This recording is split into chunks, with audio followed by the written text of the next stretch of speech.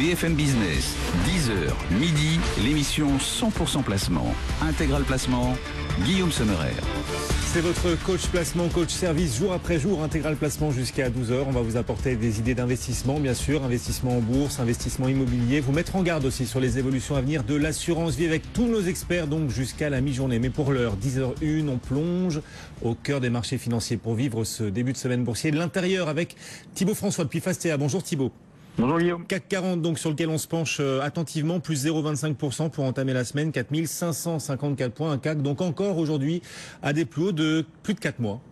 Exactement, on continue la hausse de la semaine dernière, on a eu une belle séance vendredi, c'est surtout le seuil psychologique des 4005 qui a été passé vendredi, c'est une excellente nouvelle, surtout ça s'est passé avec des volumes en fin de séance, donc ça c'est plutôt bon signe d'un point de vue technique, 4500 points donc passés, on est en train d'essayer d'aller chercher le gap qui a été laissé ouvert le 4 janvier dernier, donc le gap ça veut dire que le CAC 40 pourrait retrouver enfin la hausse depuis le début de l'année, donc ça ce serait plutôt une bonne nouvelle.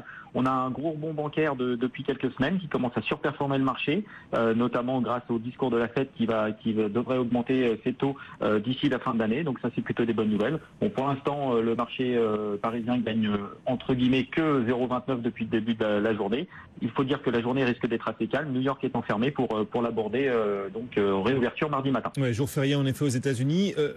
CAC 40 porté par les mauvais chiffres de l'emploi américain quand même, qui laisse entrevoir finalement un report de la hausse des taux. Vous nous disiez il y a un instant, la Fed va relever ses taux avant la fin de l'année. Est-ce que c'est toujours aussi vrai après ce quand même mauvais rapport sur l'emploi de vendredi dernier, Thibaut? Oui, pour l'instant, rien ne remet en cause, on va dire, cette hausse des taux.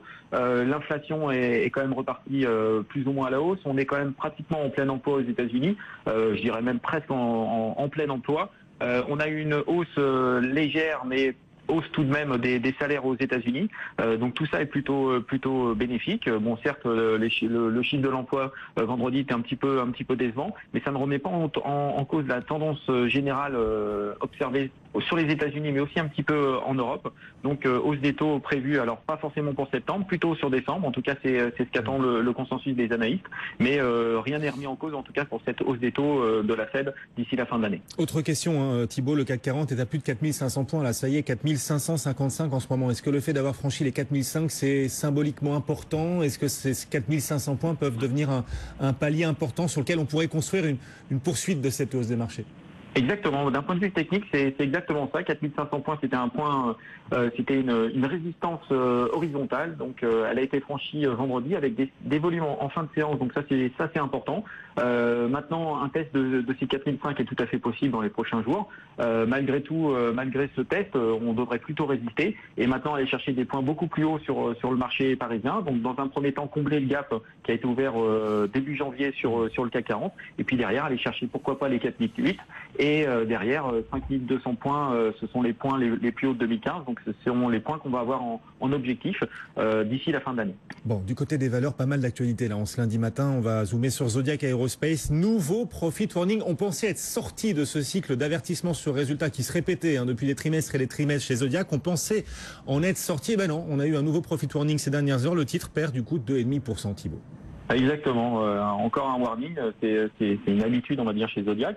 C'est tellement une habitude que le marché c'est même plus une surprise pour le marché, parce qu'il y a moins 10 sur le ROC. Sur n'importe quel dossier aujourd'hui à Paris, ça aurait été moins 15 ou moins 20 sur la valeur. Aujourd'hui, on perd 2,5. Alors certes, le profit warning est, on va dire, à atténuer entre guillemets. Ce sont des provisions qui sont passées. Donc il n'y aura pas de sortie de cash, pas de perte de cash sur Zodiac. Donc c'est pour ça aussi que le titre ne perd que 2,5 ce matin. On a aussi toujours l'aspect spéculatif autour du dossier Zodiac. Zodiac a beaucoup baissé, a beaucoup sous-performé ces dernières années. On sait que Safran ou Thales sont intéressés par de la croissance externe. Zodiac est une cible a priori facile pour des dossiers comme Safran et pour Thales. Donc effectivement, on va dire que le titre ne baisse pas tant que ça ce matin. On est à 19,90, on perd 2,59. Mais c'est vrai que encore un profit warning, ce qui n'a, on va dire, ce qui laisse le dossier encore sous surveillance négative de la plupart des analystes pour les prochains mois. Voilà, Zodiac toujours victime des retards de production de sièges à Airbus et Boeing, des retards qui s'accumulent depuis maintenant 1 an et demi. Depuis mars 2015, Zodiac en repli de 2,6%. À l'inverse, la plus forte hausse du marché aujourd'hui, c'est SFR Group, puisque Altis rachète les actions qui ne détenaient pas encore. SFR Group gagne près de 6% en ce moment. Exactement, c'est la plus forte hausse.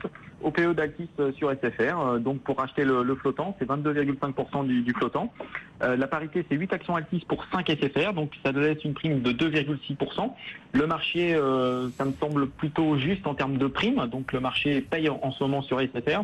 Ça veut dire que l'offre ne devrait pas avoir un énorme succès, sauf relèvement dans les prochaines semaines. Oui. En tout cas, l'objectif d'Altis est de mettre en place une organisation qui soit beaucoup plus intégrée.